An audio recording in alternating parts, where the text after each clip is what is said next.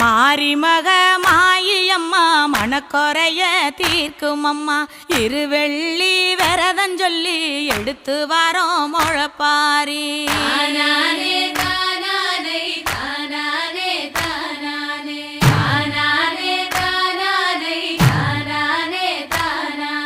காத்து மட்டும் வந்து போகும் கட்ட பொம்மை கோட்டை போல வெயில் பட ஓல பின்னி விதைச்சு வச்சோம் முழப்பாரி